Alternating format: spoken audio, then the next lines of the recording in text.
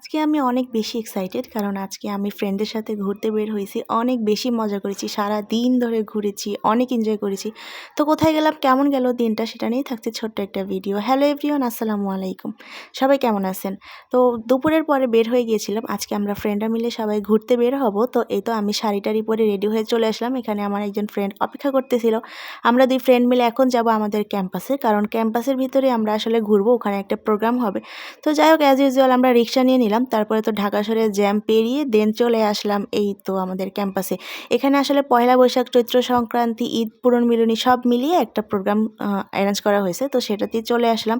আর সবচেয়ে মজার বিষয় হচ্ছে আমার ভার্সিটি লাইফে এটা হচ্ছে আমার প্রথমবার কোনো প্রোগ্রামে জয়েন করা। কারণ এর আগে আমি আসলে সময় করে উঠতে পারিনি।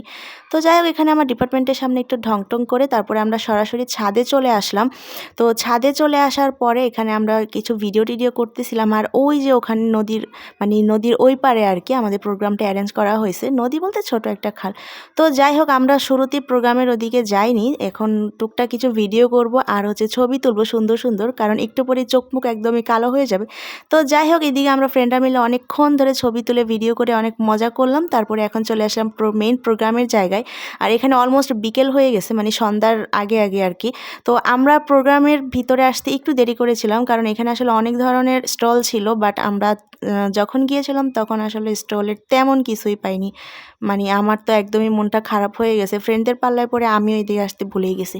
তো যাই হোক, যতটুকু পাইলাম আর কি তার মধ্যে ভিডিও করে নিলাম। আর এই তো এখানে গান বাজনা হচ্ছিল, নাচানাচি হচ্ছিল। আর আমি তো শাড়ি পরে নড়তেই পারতেছিলাম না, গাইস কি বলবো। তো যাই হোক, এখানে সুন্দরী আপু ভাইয়ারা তো বিভিন্ন ধরনের স্টল নিয়ে বসেছিল। বাট আমি আসতে এতটাই লেট করছি, মানে যেটা আমার স্বভাব আর কি, সব কিছুতে লেটে যাওয়া।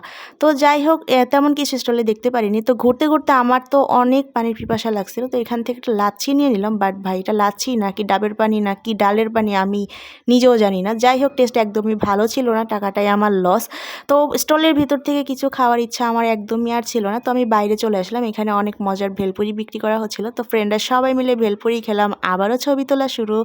তো যাই হোক, এখানে আমি একটা ভিডিও করেছিলাম স্লো মোশন। ভিডিওটা কেমন হয়েছে অবশ্যই কিন্তু আমাকে জানাবেন। আর শাড়ি পরে আমাকে কেমন লাগতেছে। তো পরন্ত বিকেলে এখন আমরা বসে ওয়েট করতেছিলাম ফ্রেন্ডরা মিলে, কারণ অনেক বেশি টায়ার্ড ছিলাম।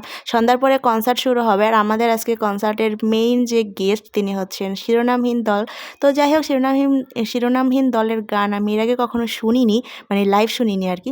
তো এই তো আমরা সবাই মিলে কনসার্ট এনজয় করতেছিলাম। যদিও প্রথম 2-3টা গান আমার একদমই ভালো লাগেনি, লাস্টের গানগুলো জাস্ট ওয়াও ছিল।